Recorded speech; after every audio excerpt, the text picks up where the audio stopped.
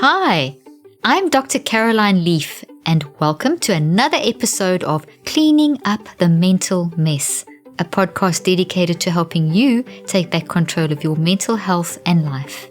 In this episode, I sit down with Dr. Anna Cabeca to discuss all things hormones and mental health. We discuss how to check for hormonal imbalances, how your hormones affect your mental health, how to navigate treatments, men's hormones, menopause, how to do keto correctly to heal hormonal and mental health issues, how your urine pH can indicate your stress levels, and so much more. Dr. Anna Cabeca is an internationally recognized triple board certified OB-GYN, Emory University trained physician and hormone expert.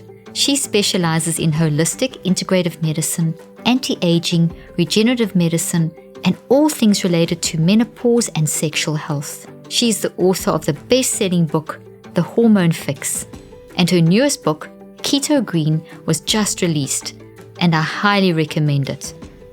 Dr. Anna is also an in-demand speaker and top podcast host.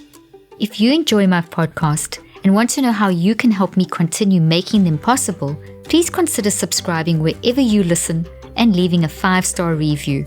And please continue sharing this podcast with friends and family. Be sure to also follow me on social media for daily mental health tips and strategies.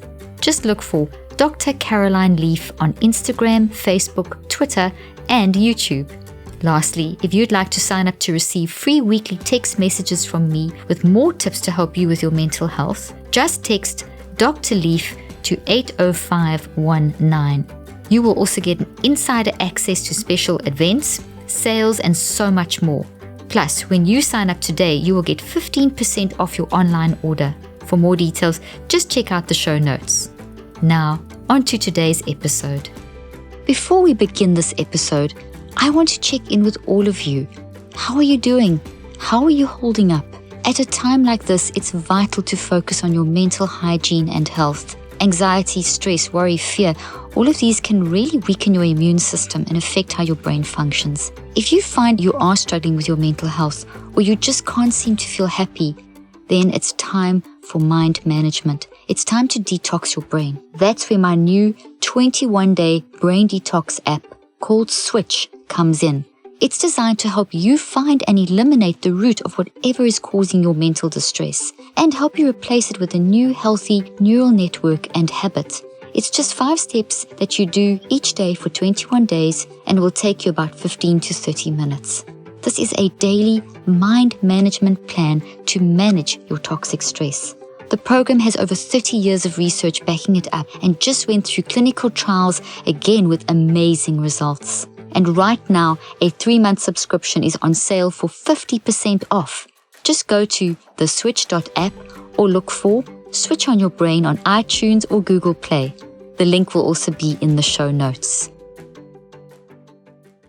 Dr. Anna Cabeca, what a tremendous honor to have you in the studio with me today. I'm so excited to interview you. I love what you do. I think you're amazing. And I know my audience are going to really benefit and learn from you and love you as well.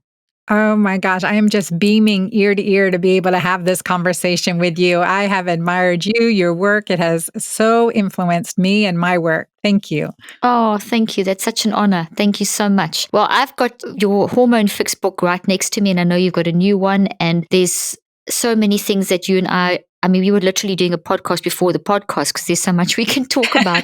So I'm going to ask you before we dive into so many important topics today in relation to what you do. Can you just share a little bit about yourself that's not in your bio and what got you started, why you do what you do, what keeps you motivated? Yes, I'm happy to. I really have always loved medicine. I was the little girl that just wanted to be a doctor, and I have just been amazed with it. And I saw the reason, though, was I saw my mom struggling with her health at a young age. So she was a diabetic in her 30s, and by age 52, she was requiring heart coronary bypass surgery. And I Mm. remember just, walking home one day after school. I was 16 years old, walking home from the bus stop, and the house was empty. Mom wasn't there. She was in the hospital getting surgery. And I just learned very quickly that so much of what women's health care was based on research in men. Mm. And Isn't that insane? Women's mhm. healthcare based on research in men. I mean, really, where's the disconnect there? It's right, exactly. And we're just starting. We're just starting to really, over the last couple decades, look more at women. And typically those big studies get into trouble too with Mm. pharmaceuticals, the Women's Health Initiative study, the HERS trials. Mm. But we definitely need more. So I became a very strong women's health advocate. And then Dr. Leaf, when I was 39, I was experiencing early menopause post-traumatically. So part of my story and part of my journey has been one of great despair. At age 39, my young son, my toddler son, died in a tragic accident. Mm. And I Gosh, I'm so sorry. thank you. Thank you. And I can imagine devastation, grief. And from there, Mm. I was diagnosed with early menopause and infertility first, and then early menopause. And I was told I would never be able to have another child. Mm. It was, again, devastation upon devastation. And that took me on a journey because my Emory doctor's bag, my Emory University, one of the best institutions in the nation. I mean, I love my alma Mhm. mater. My doctor's bag was empty. Everything we tried, everything I knew, nothing worked. Mm. And that led me on a journey around the world looking for answers and honestly fighting God every step of the way. Mm. Fighting with Mm. God every step of the way, like, why? So many questions, how? And Mm. then and again, as much as I knew, I had nothing to help me. But as part of this journey and as part of the healing of my body, of my mind, of my spirit, at age 41, I became pregnant and delivered a beautiful, healthy baby girl named Ava Wow, Marie. Yes, that's and amazing. reversed menopause, improved my physical health. But then the journey, I would love to say it was all roses, but like for so many of us, the phoenix rising from the ashes sometimes Yeah, goes back into the ashes. Well, exactly. PTSD had a hold on me. And that took me to a state of burnout and another, like, after reversing menopause to another a stage of declining health at age 48. And that put me Mm. on this journey now as I've learned to integrate body, mind, spirit, and what I call the keto green way to Mm. honor our body, to honor our physiology, to really improve our health. So it's more than a diet. It is a way of life because I always say it's only about 25% of what we eat. So in part of this journey, again, improving my health, improving my mind, and then sharing this transformation with, anyone willing to listen. So again, thank you. Oh gosh, well, we have to listen to you because you are filled with wisdom and everything you have to say is something that we need to hear. So, well, let's start with your first book. I mean, your first book is titled The Hormone Fix. I've got it sitting right next to me. I've got all kinds of pages earmarked. Whether we'll get through all my questions, I'm not sure. But can you share a bit about this book and why you wrote it and what are the key takeaways? That's a big question. So you can answer it Oh, however you want. yeah. I definitely I wrote it because this processes, these practices that I learned changed my life. It really did. It really changed my life. And because I saw my mom undergoing heart surgery at Mm. 52 and then struggling for another 15 years till she passed away at age 67. After struggling, her life was Mm. compromised. And I think, she would have been the most amazing Mm. grandmother. And I just feel like, if you put up with children, you ought to at least get to be a grandma and have fun with the Exactly. grandkids. I agree with you. So we both have 4 kids. So Yeah, yeah. but grandchildren come. Mhm, mhm. And I knew I didn't wanna suffer and struggle, and I wanted to lead for my children as well, 4 daughters now. So Mhm. and so I poured into my online community. I started working with women virtually. I just wanted to get the message out. I didn't want anyone to suffer like I did. I didn't want anyone to fail in our current medical system like I had. I didn't want anyone to struggle like I saw my mom struggle, and so many parents struggle year after year after year. And so this became a passion for me. This is one of my purposes, to share this information, share my struggles, and share, the transformation of not just me, but now hundreds of thousands of people. And I'm, blessed to say that. But it's been a journey. It has been a journey. Yeah, that's the thing. It's not an overnight thing, and that's right up front. Is you offering tremendous advice in this book, but it's going to take a commitment, and you have lots of charts, and there's a program, and there's a way of eating, and there's a lot involved in here. But it's really approaching how to approach menopause. And this book really, tell us what the content of the book is. The Hormone Fix. Is it just specifically for menopausal women or perimenopausal? Or when we talk about hormones, because we've all got hormones, who else does this book apply to? Oh, honestly, this is a book that everyone should read. Definitely, women. So certainly every woman should read it, over age 30 or even younger if you're struggling with menopausal symptoms. I have 20-year-olds daughters and a big network of their friends, and they all read this book. They said it's helped them in so many ways with PMS, with irregular cycles. So it is, I wrote it for other women like me. Now I'm 53 with a 12-year-old. I have to stay healthy, right? So absolutely. So sure, teenage years are coming. Oh my gosh, Yeah. I am leaning into your work. I am leaning into your work. You got to do it over for the fourth time. Yes. Well, fortunately, her oldest sister, the next one up, is 20, 23, and 31. So they are now, I've roped them in to help. There you go. Mm-hmm. That was wise. So with the Hormone Fix, I wanted to give as much of my personalized attention to everyone that reads it. So as if someone was to come into my office, the information I want every woman to know.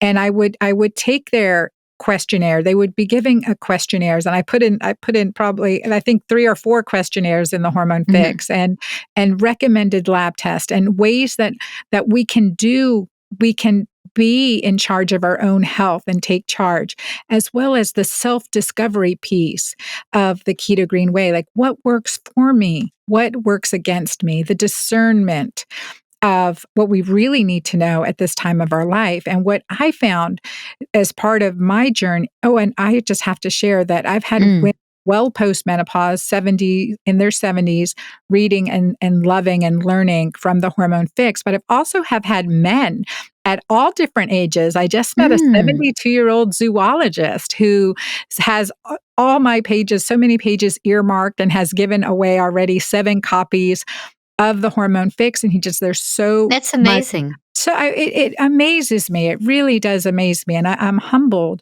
to know that. It's, I'm so glad that it's helping people. Yeah, it really is. Well, I know that the top, where there's so many questions I want to ask you, but I want you to, most of my audience know that I talk about mental health and mind, and I've done this mind-brain research for 38 years now. So mental health, I don't see as something that is a disease. I see it's something that's on a spectrum, and we're all battling with. There's no normal brain, which is research from Yale, and it's research that I've done. So mental health is something that's challenging every single human, how to manage our mental health. And there's such a link between hormones and mental health. So can we talk about how hormones and mental health are connected, and how can understanding and treating hormone issues help with mental health and vice versa? Yes, absolutely. And, with my book, the title, The Hormone Fix, I always say it takes more than hormones to fix our hormones. It really does. And so hence it's the nutrition aspect of my keto alkaline or keto green approach. And it's the lifestyle aspect of managing cortisol and our stress hormone, and increasing oxytocin, our love and bonding hormone. And with doing these acts and nourishing our body, both in the food we eat and the way we eat and the timing of when we eat by design, and doing the practices that all improves our hormone. But as we transition through menopause, this time period, I say age 35 to 55, we enter this period of neuroendocrine vulnerability. It's neuroendocrine vulnerability, Dr. Leaf. It is Mm, anxiety, insomnia, mm, PMS, irritability, depression, mood swings, and mm. fatigue, and not to mention all the gynecologic symptoms that I saw in my Exactly. patients, the irregular bleeding and the heavier, more painful menses. And Mm, typically our standard of care would be when a client comes in with complaints of PMS, for instance. Well, here's an SSRI med is the mm, first sign. And if they come back and they say, okay, well, I'm still having PMS, but my periods are heavier than normal. And so I'm like, well, here's the birth control pill. Let's do that. And then they come mm, back, I'm having breakthrough bleeding, no desire for sex. And then next is maybe a hysterectomy or an ablation. And then next, the patients come back in and they're like, well, I'm still having fatigue. I'm no longer having the bleeding issues, but I have no desire for sex, having a lot of trouble in my relationship. And the next thing is, the SSRI, that's like one of the main yeah, side effects is the reduced libido. right. And So, so exactly, reduce libido. And then the next thing that, the patient's like, okay, do you know the name of a good divorce attorney? I mean, oh where do they gosh. go next? But as I Mm, learned through my journey and through working at the root cause, the underlying reason why we're experiencing the hormone imbalance to begin with, certainly natural aging is one, but stress, toxins, trauma, adverse childhood experiences, it just name it. There's a long list of reasons why we can have worsening symptoms during this period of neuroendocrine vulnerability. And what's fascinating, as I went through this, as I experienced at age 48, this other a relapse of all these symptoms, mm, mm, despite not doing anything different, despite not doing anything different, I started gaining weight. I had memory mm, loss. I had brain fog. I had irritability, anxiety, had all these symptoms, despite everything that was working was no longer working. Now, I had heard my patients say this before to me, mm, and I was like, yeah, sure, got to be doing something different. Like, driving through McDonald's. I mean, what's going on? mm, mhm, And no, literally not doing anything different, basically gained 20 pounds overnight, it seemed like. And that took me on this mm, journey to go to figure out, okay, really what's happening physiologically. And I know like dialing in progesterone, one of our mother hormones, is so mm, key as a bioidentical hormone because that starts to decline in our mid 30s. And progesterone is really needed to support cortisol. And also, progesterone and pregnenolone are needed to make our other sex steroids like estrogen and testosterone. mm, And so we enter this flux of our hormones and this add in stressors and then this neuroprotective hormone progesterone and estrogen are further depleted. And that throws us off even more. mm. So there's a pattern starting. So we have to track and make it really easy for the listeners to understand this. There is from the ages we're talking about perimenopause and menopause being almost 20 years. 30 can begin as early as 35 and generally goes on till around 55. So for this 20 years, not 30 years. So you've got this time in your life where all these hormones are changing and there's this neuroendocrine brain hormone link that is affecting, that's going to play out physically in your body and mentally in your mind. And we can actually manage this through lifestyle. Mhm. And so that's just kind of a summary. So now let's walk through the process. So one of the first things to start dropping is the progesterone. And you mentioned the role of progesterone. Do you mind, Anna? Dr. Anna, I just want to make it really simple for the listeners to understand this because it's so important. You said so many brilliant things, like in one sentence, about the role of progesterone, the link to cortisol, the fact that it's such an important hormone, what it does, and how it's dropping off, how it can bring in some of those symptoms. Can we just walk through that process quickly? Yes, yeah, absolutely. So our hormones are made from good cholesterol. We need healthy fats in our diet to make healthy cholesterol and to nourish our progesterone. Now, the predominant way that we make progesterone as women is through our ovaries. And especially the second half of our cycle, we call that the luteal phase. And that's when the our hormones are getting our uterus ready for pregnancy. Well, at overage, certainly our levels peak and early on. And then in our late 20s, but definitely by late 30s, we start to get this shift, this decline in progesterone. It's our biological clock. And for some earlier, for some later. So many women may not have any symptoms, even to their 50s. But there's over 50% of women experience some symptoms during this time period, 50 to 70% of women.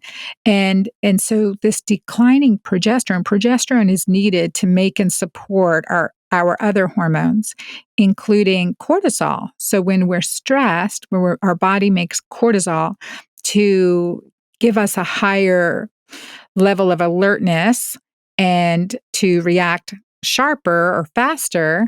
It's our stress, it's our fight or flight hormone, adrenaline and cortisol. And cortisol is made from progesterone. So as we deplete this, if you think of it as a arm, if cortisol is pulling on your hand and progesterone's your shoulder, I mean, you're just going to be like tugging. Everything's going to go towards this direction of cortisol. So on the other arm, think estrogen and testosterone and DHEA or other reproductive hormones that build us up and support us. Cortisol is a hormone that is an emergency hormone for the most part. It's an anti-inflammatory hormone, and it will calm the storm initially as it excites it, but it breaks us down. It's called a catabolic hormone. But estrogen and testosterone and DHEA, those are hormones that support us and build us up. So the other arm is just out essentially less, you're going to have less attention to it. You need to have reproductive hormones when you're racing after emergencies. So your reproductive hormones decline, and that can cause gynecologic problems, that causes emotional problems, and that certainly causes weight problems as well. And what's really part of my journey was understanding in order to manage these hormones really, really well, I had to manage cortisol, the fight and flight hormone, through behavior as well as nutrition, so lifestyle and nutrition. And I also had to manage insulin, because when insulin is high, as it naturally gets higher as we get older, we become more insulin resistant. So we tend to store more fat. We tend to have more inflammatory issues. As we get older, we're more likely to become diabetic, or risk of diabetes increases. So it also affects testosterone. Insulin plays as this conductor for our other hormones as well, including progesterone and testosterone. And getting more insulin sensitive also decreases inflammation. So cortisol will also balance, because cortisol is our natural anti-inflammatory hormone. So as part of my journey in studying these reproductive hormones for decades of my life, understanding the importance, but it takes more than hormones. So we want to dial this in. I'm a big fan of bioidentical progesterone and bioidentical hormones, but the lifestyle hacks that we have in our control to manage insulin and balance cortisol while empowering, I talk about this in the Hormone Fix, my favorite hormone, oxytocin, the hormone of bonding, love, and connection.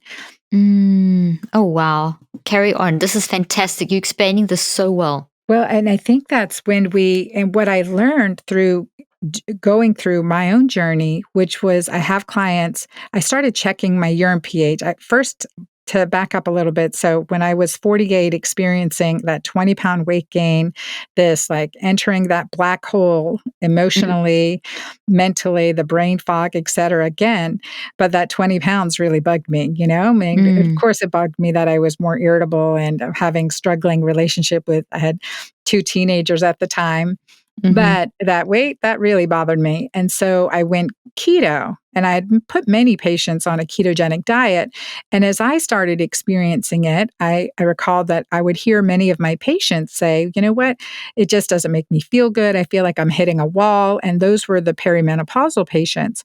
I was feeling the same thing. I was irritable, agitated. I didn't have keto flu because I knew about that, and I was on additional support. I was watching that. I had really good detox, but I had what I called keto crazy. Keto crazy. I was irritable, Mhm. more irritable, and you can't do that with teenagers. Mm-mm. And so I needed to understand why. What was happening to my hormones to create this irritability, right? Physiology affects behavior. And so I started Can I checking. interrupt you for 1 second there? So this information is so fantastic, and I want and before we dive into the keto and this, I know it's just such good information. I quickly want to re-emphasize about the cortisol, because you've said something that most people haven't heard about cortisol, and that's that it's an anti-inflammatory, and that it is very important, because we always think cortisol, oh, that's so bad. So people just want to. It's just all the message in the media. I'm sure, especially now in this pandemic, it's just like, don't have stress, raises your cortisol, lowers your immune system. And yes, we know that, but cortisol also plays a role as an anti-inflammatory. And you said it really beautifully, how it helps us to focus and handle the immediate situation. And I love in your book, you actually have a paragraph where you say that low cortisol is more dangerous than high cortisol. And that's a message people aren't hearing. So Anna, before we dive into the keto, because the way you handle keto is just brilliant, can you just explain a little bit more about cortisol? Yes, yeah, exactly right. Cortisol is a life-saving hormone. We absolutely need it, but we need it in balance. Cortisol is Mm. what wakes us up in the morning. And, one question I would ask patients, do you wake up feeling rested? When you wake up in the morning, are you alert, ready to start your day, or are you still tired, sluggish? You feel like I can never get enough sleep. And that symptom of like waking up still groggy, tired, you've hit the alarm clock 6, 7 times is a Mm. symptom of low cortisol. But cortisol is naturally high in the morning. It wakes us up, and Mm-hmm. then it will gradually decline over the day. And then we have a good night's sleep. So there's a natural circadian rhythm to cortisol. And again, it is an important hormone, but what's happening is our body, certainly during this pandemic, we're releasing a heck of a lot of cortisol. We really Mm-hmm. need to pay attention to this because, many of us aren't on the front lines right now. We're just mentally increasing our cortisol. Mm-hmm. So this Mm-hmm. is where we really have to claim the peace that surpasses all understanding. Yep. Despite my Yep. external environment, we have that choice. And that's what I so love that about your work. And it's that we control what we can control, Mm-hmm. manage what we can manage, but our attitude and the way we respond to it is within our control. And so because what happens, and I learned this from my experience with PTSD, because even though I'd worked on the physical, I'd worked on the hormones, under the surface, I didn't understand that cortisol was still, was like rearing its ugly head. When Mm. cortisol is up for too long, and this is what we're going to see this happening in our country and in the world, but when cortisol is up for too long, the nervous system, in an area in our brain called the paraventricular nucleus, an Mm-hmm. area in our brain says, okay, you are cortisol, you are frying me out, right? You're on, you're too Mm-hmm. long, too much.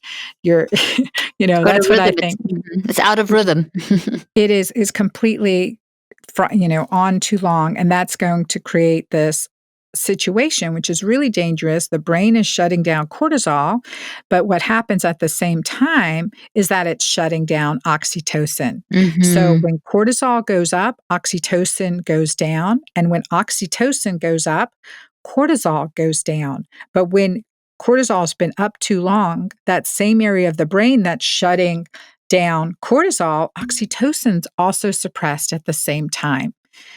And that's that burnout, that isolation, the depression, the Mm-hmm. despair, the disconnect. And that's where all the inflammatory symptoms come in, because now you're like, okay, that my natural anti-inflammatory it's been frying me out. So we're suppressing that. So now we have aches and pains and Mm. inflammation, and our blood sugar is going higher and our blood pressure is going higher. And it's fascinating. I look forward to. Fascinating.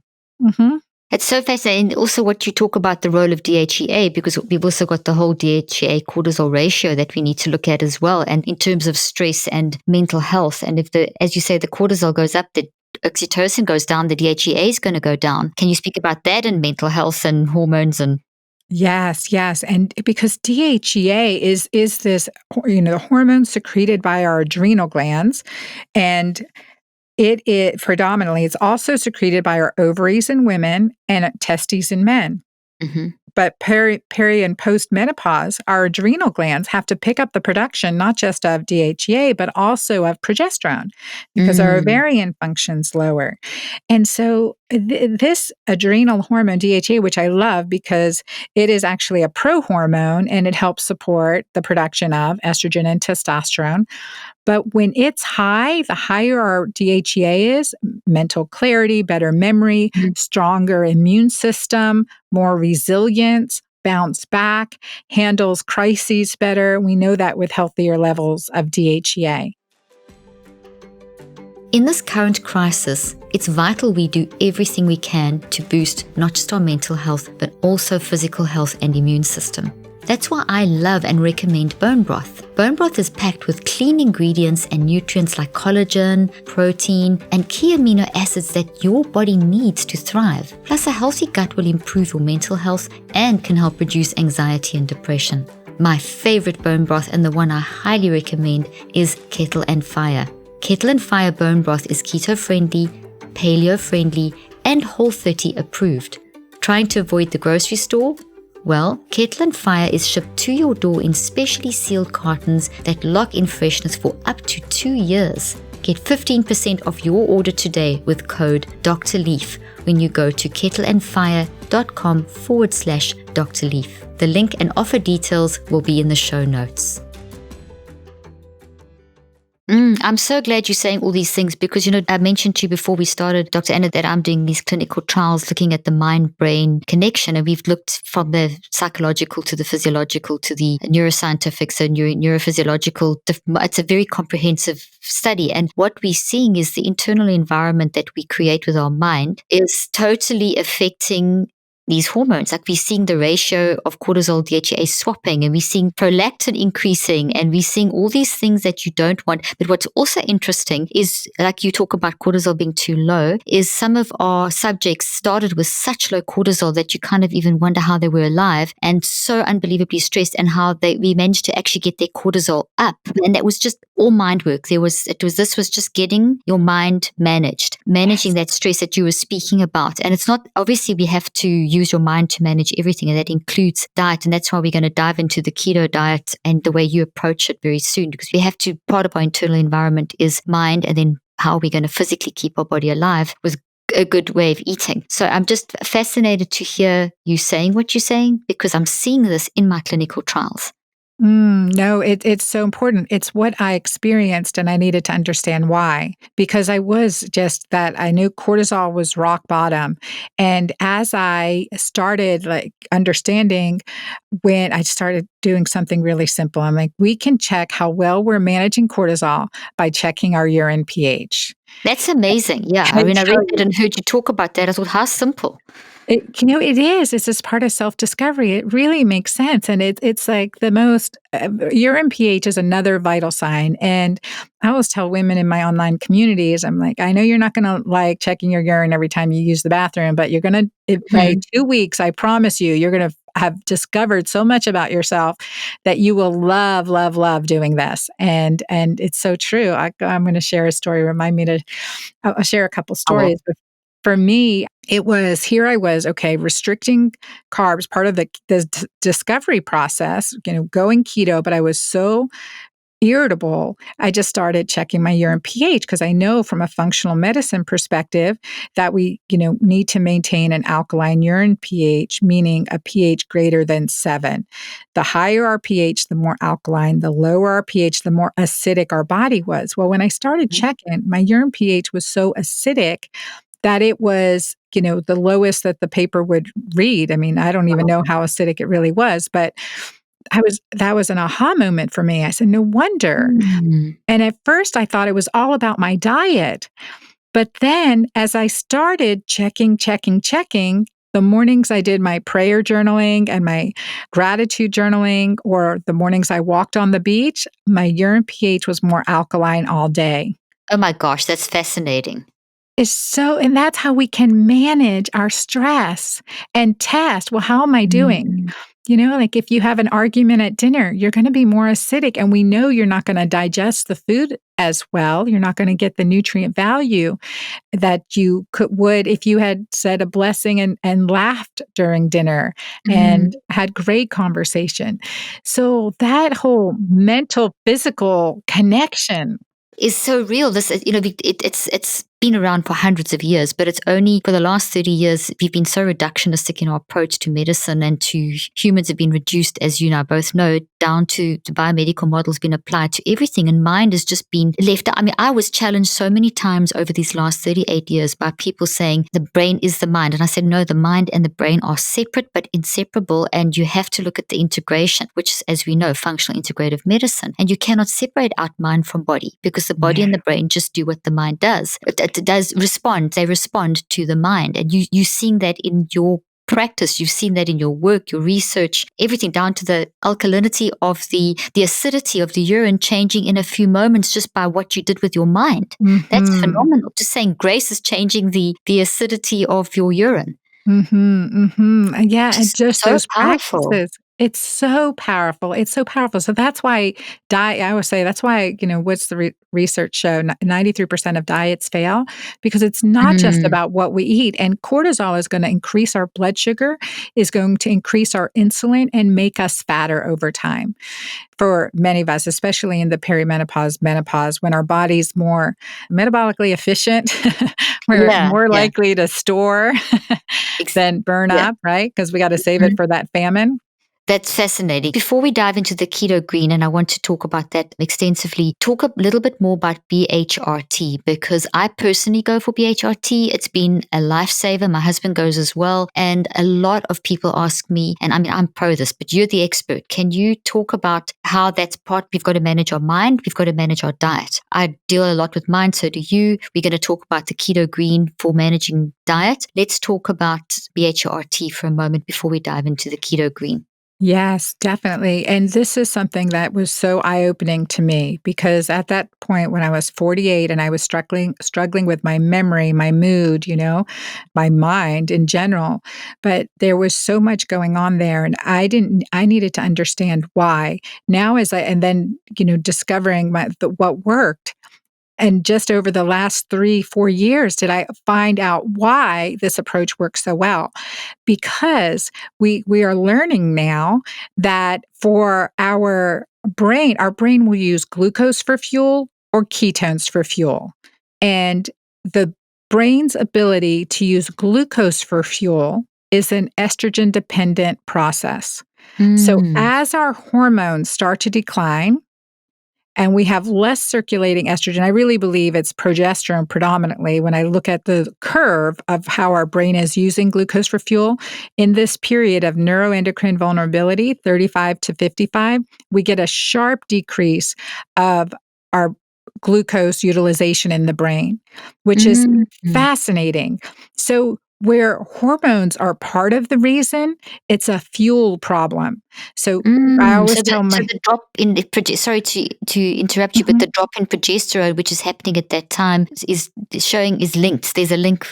Yes, and I definitely want to see research in this area. We're Mm. looking at it with estrogen, and so estrogen use during this time appears to improve glucose utilization in the brain. So estrogen hormone replacement, and I usually will do it transdermally after age 50.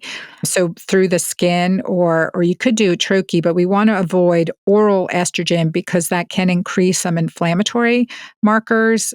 We know that. So switching, Mm. especially over age 50, to a transdermal cream or spray or patch are good options for estrogen, but we've left out progesterone.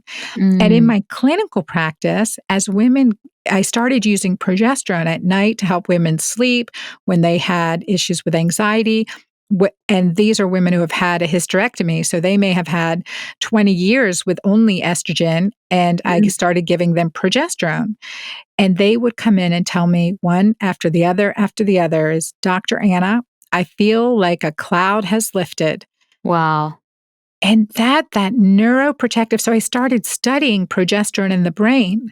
And the brain has so many progesterone receptors. So it's not just about our uterus, progesterone in the uterus, our bone, our breast, our fascia. We have hormone receptors all throughout our body. So this adding back hormones during this time period and shifting those two things. Want to balance our hormones, but we also have to shift from using glucose to using ketones. The brain's ability to use ketones for fuel is not a hormone dependent process. Oh, really? Okay. Can you explain that? Yeah. So I would say, like, for our brain food, it's glucose as the first and readily available, but glucose is to gasoline as ketones are to jet fuel. So ketones we get from fat. We get from our body's own fat or the fat in our diet, but only I would say, the fat in our diet in the absence of glucose. So hence the low carb ketogenic diet. But And there's that's a better for us. What we want to do is shift to the jet fuel. So we want the ketones, not the glucose. Yes, But absolutely. we need the progesterone and we need the estrogen in order to do that. Yes, and I would add in some DHEA and testosterone. Absolutely. Postmenopausally, absolutely, too. So then pellets is an option as well for, the pellets that you do like every 3 or 6 months for BHRT. How do you feel Yes. about that? I As well as typically an option. I typically will do a troche for women. I like troches, which are almost like a lozenge that your compounding pharmacist can create that goes between your cheek and gum and dissolves in your mouth. And so that way we can micromanage our hormones, because sometimes we need more, sometimes we need less. With pellets, though they have a place, and especially, like, I've used pellets in myself and in others when it was like, I can't even remember my kid's name, let alone to take a vitamin every day, let alone my hormones, right? Yeah. And so that's it. The nice thing about pellets, it's in and it's there, but there's also this really big bell curve for the hormones. So you get like a really big high and then, it diminishes off, and it can also be too much. So lower dose, I will say, start low, go slow as far as dosing. And so there's definitely a place for pellets. And I do love testosterone pellets, not estrogen pellets. I think I've only used estrogen pellets in 1 or 2 women in my entire career, because the estrogen goes in at different levels. And testosterone does convert to some estrogen. And so does, and progesterone, supportive of the reproductive hormones too. So, and we don't want too high doses of estrogen either. So testosterone, but in a troche, you can customize testosterone, some progesterone, a little DHEA, and a little bit of estrogen, which is really nice, a nice way to do it. And so that can be a combination that's pretty classic perimenopause, postmenopause combination that I'll do. But if we have heart disease, like with the disadvantage with the troche, if we are at risk or we have heart disease, then again, we would take the oral estrogen out. So then you can switch to a cream, which is safer. Transdermal hormones are safer. They're so much safer than oral, than swallowing. Wow, that's fantastic information. Okay, get us back to the ketones and why we want that for our fuel and how to do it, and your keto green, and you've got a new book coming out. We've got a lot. We've got so much to cover. It's really exciting. So as part of this discovery process, going back to my time period there at age 48, and I was feeling that irritability going keto, and that's where I really identified that your urine pH was really acidic. Big aha moment. No wonder I'm so cranky and irritable, but you can't be that way. And so I started really working on the low carbohydrate greens, because I have been well over 240 pounds at one point in my life, and I lost 80 pounds, and I had kept those 80 pounds off for a decade. I did not want that weight to come back on. And so I started with all, like, the kale soup, the Swiss chard, the bone broth, the, collard greens. I'm in the Southeast, so we have lots of collard greens. So everything low carbohydrate, alkalinizing greens, and adding increase. I use my Mighty Maca Plus supplement and, drinking that a couple times a day, adding apple cider vinegar, the unfiltered apple cider vinegar, very alkalinizing to our bodies, and also helps your digestion. So you're absorbing more from your meals. And so we started these little things to increase my urine pH. And then that's when I was noticing those mornings I walked on the beach or did my gratitude journaling that my urine pH had an easier time getting and staying more alkaline all day. So that made me dig into, okay, well, what all is going on here? And then how do we create not just what we eat, but a lifestyle? The big thing, it can be really challenging the older we are, and also if we've had metabolic challenges, to get into ketosis. Many of us are already I'm 53, by my age, are already insulin resistant, so have more circulating glucose. It gets harder for us to get into ketosis. This is Mhm. where intermittent fasting and prolonged fasting comes in as we start to train essentially our muscle, our keto muscles, so to speak, so that we can start using our own fat for fuel, or the fat from what we're eating for fuel, so that we can give our brain that jet fuel. And so with the keto part, a very healthy keto, not, I always say there's keto dirty and there's keto clean, Mm. which is keto green. And Mhm. so, grass-fed meats, if we're eating, in my new book coming out, Keto Green 16, there's a vegan plan by popular demand. So there is ways that we can customize it for vegans and vegetarian. But Mhm. if we're eating meats, and I'm an omnivore, so grass-fed, free range, wild Mhm. caught to the best of our ability, and as much organic as we can, or clean sourced food as possible, because of the endocrine disruptors in the food we eat create this losing battle for us. Exactly, the chemicals. Mhm. I actually wrote a book called Think and Eat Yourself Smart, where I cover those things. But it's like I love the way you approach eating is very much a thinking thing as well. So, Mhm. and the eating, what you've said, describing eating real food, the description you gave of what kind of food to eat. I mean, that's real food. We need to eat real food mindfully. I really like your Yes. approach there. Yeah, and I like how you said real food mindfully. Absolutely, that's key. Yeah, that's the rule that I say. There's one rule for eating that I teach in my book, Think and Eat Yourself Smart, and it is eat real food mindfully. I love it. I love it. It does. It makes such a difference. And like those little aspects and being mindful, chewing our food till it dissolves Mhm. in our mouth and not drinking with our meal, so that we don't dilute our digestive enzymes to be able to, get as much as we can from the food we are eating. So that Mm, mindfulness comes into play beautifully with that chewing. Because mhm. my kids are always like, "Oh, it's really hard to chew a grape 32 times." I'm like, Yeah. I know. Yeah, for sure, but you need to do it. You need to do it till it dissolves in your mouth and then swallow. You're good. And Okay. so that whole concept of getting keto alkaline and testing, not guessing, makes a big difference, because we can be eating the best food. And I've seen this in my patients, really healthy eaters, healthy lifestyle, but they, have one disease after another, or, you've seen the healthy vegetarian or vegan that, ends up with breast cancer. And like, how can that Mm. be? They eat so healthfully. Well, toxins and stress, Mhm. because that's going to create still an acidic effect. So, it's not just what we're eating, which is so important, but when we're eating. So, intermittent fasting and no snacking, that's part of my rules, as well as, maybe who we're eating with and That's so our important. Yeah. mindset at the table.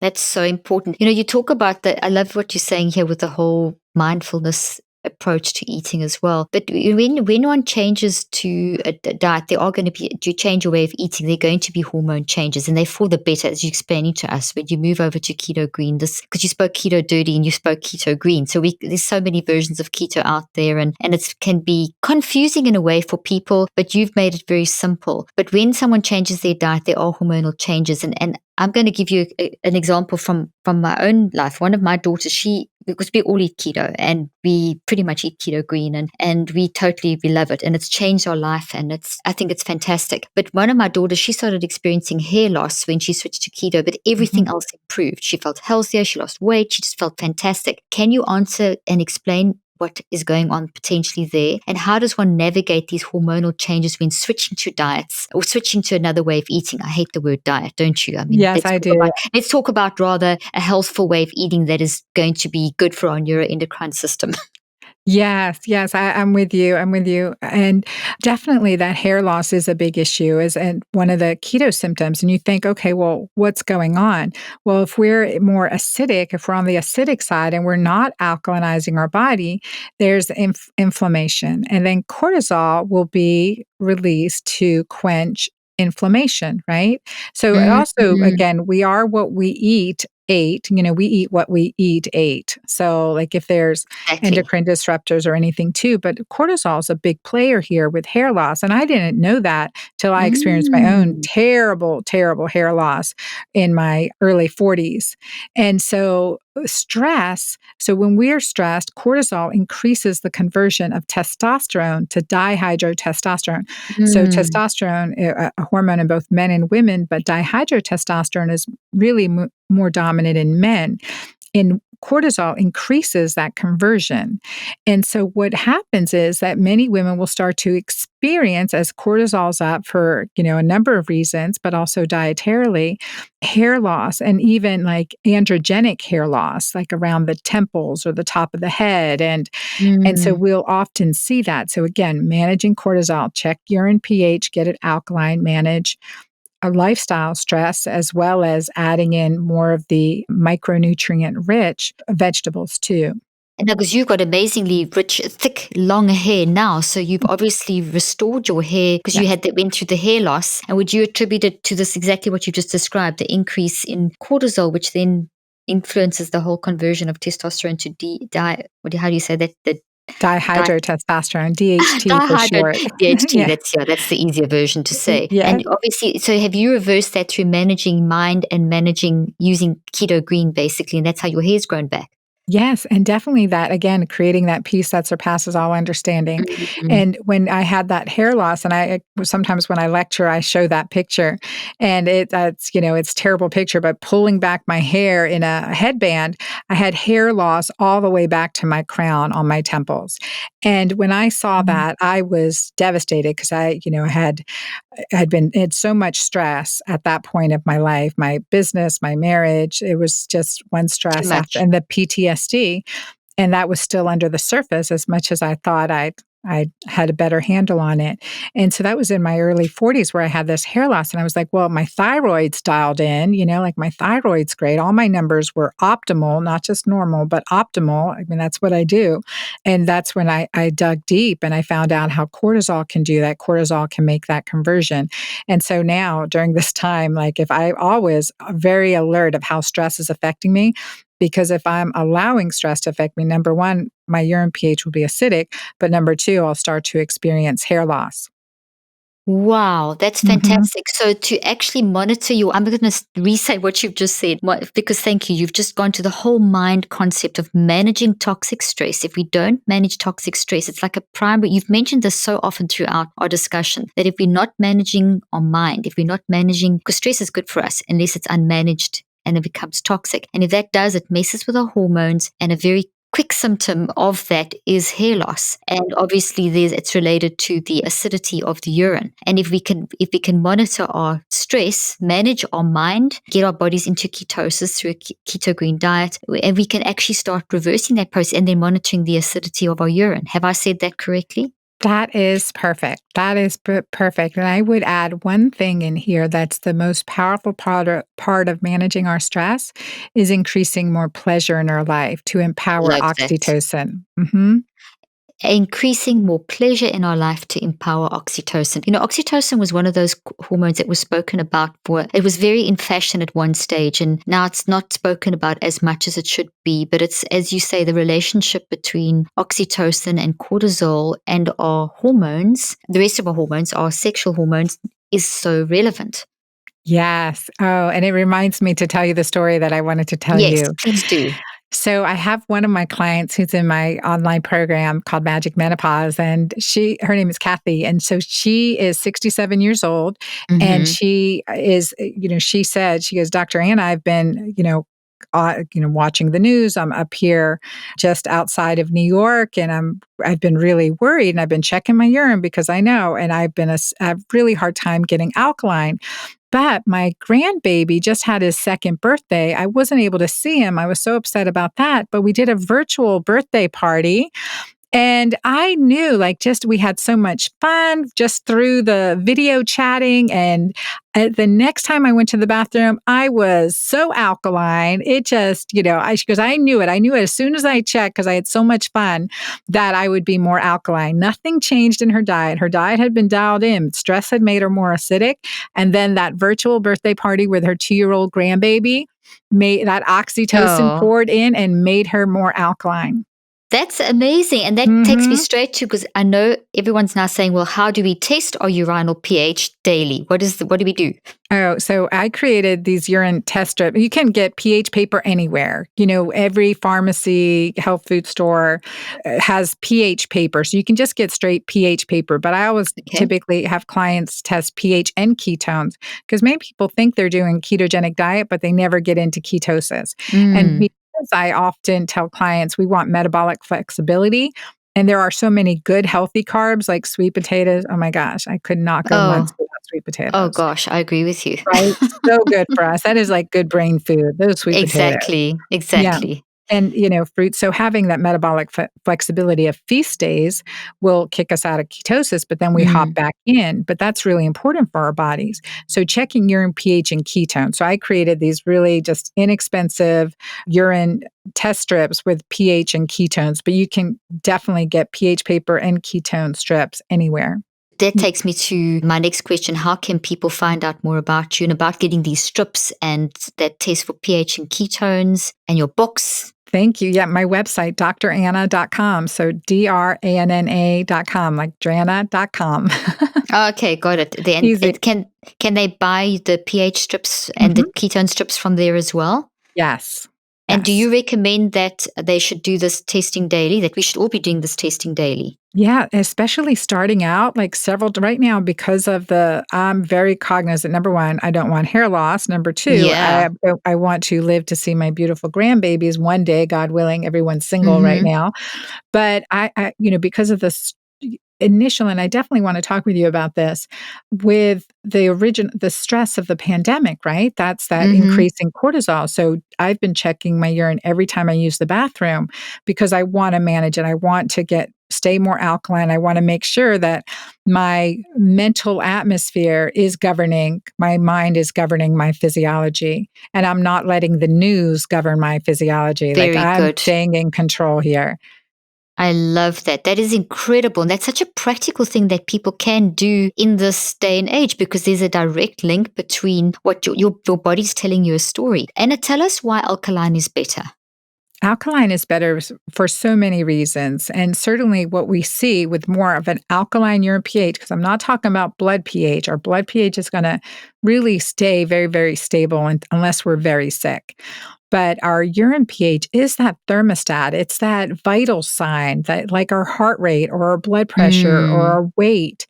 And the reason we want an alkaline urine pH is because there are hundreds of scientific studies have shown that higher urine pH, 7, 7.5, and are associated with decreased risk in diabetes, decreased risk of hypertension, decreased risk of cancer, and decreased risk of osteoporosis, as well as other inflammatory conditions. If we think alkalinity versus acidity, I always tell clients, think of alkalinity like you're in the Amazon jungle. There's a waterfall and beautiful flowers around you, and you're eating a mango or some fruit that you love that's just wild grown and you've picked it, and you just hear the waterfall in the background. I mean, just relaxing.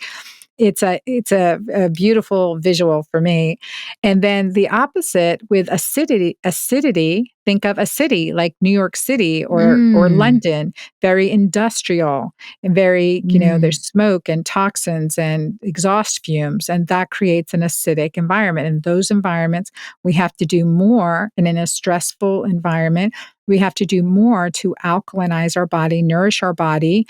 And we have to do the lifestyle practices that improve our physiology as well.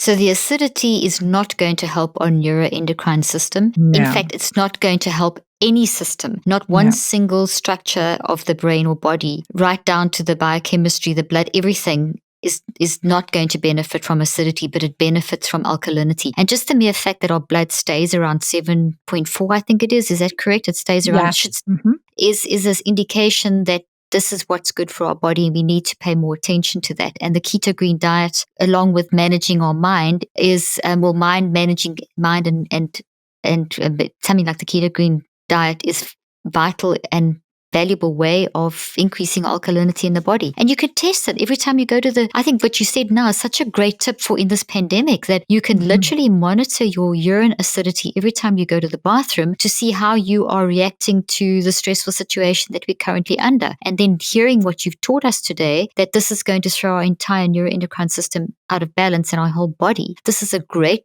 tool, a practical tool that we can start using right now to get our mind back under control. I love that. Yes, I love what you yes. said there. I encourage it. I think it's essential. All my clients, and I've been live in my communities and on a daily basis, really trying to support, help, and not let anyone do this alone, but also bring this attention now. Like, we have a choice of how we handle this situation, of how it affects us. We really have so much control over this. I don't want anyone to give their power over their body, mind, certainly physiology away right now. We have to own that control, be in charge of our health, be the president or CEO of our own body. I love that. I always say to everyone that such the way you said it now is beautiful. And what I always say is we can't control the events and circumstances, but we can control our reactions. And on that note, we're going to put all the links to your Hormone Fix, the new book coming out, your website. We're going to have all that great information in the show notes. And Anna, I feel like we just started the conversation, that we've been going for an hour, and I just know you're going to be back on the show again, and we're going to continue this discussion because it's been fascinating and very, very, very educational and informative. Thank you so much. Oh, thank you. And I can't wait to have you on my podcast, the Girlfriend Doctor podcast, because I have so many questions for you. Oh, I'm so excited to come on that as well.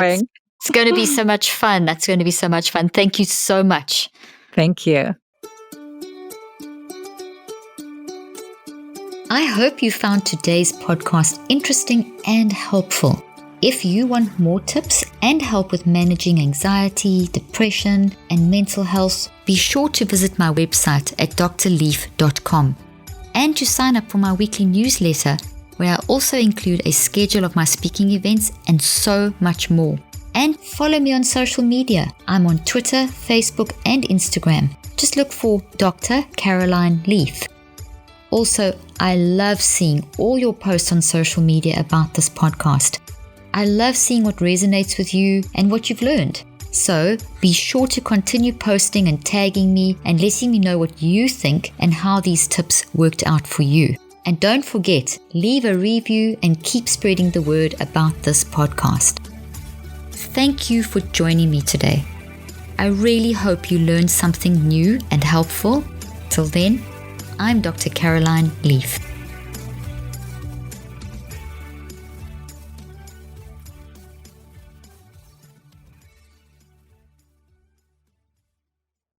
This podcast represents the opinions of myself and my guests. The content here should not be taken as medical advice. The content here is for educational and informational purposes only. Please consult your healthcare professional for any individual medical questions you may have. While we make every effort to ensure that the information we are sharing is accurate, we welcome any comments, suggestions, or corrections of errors.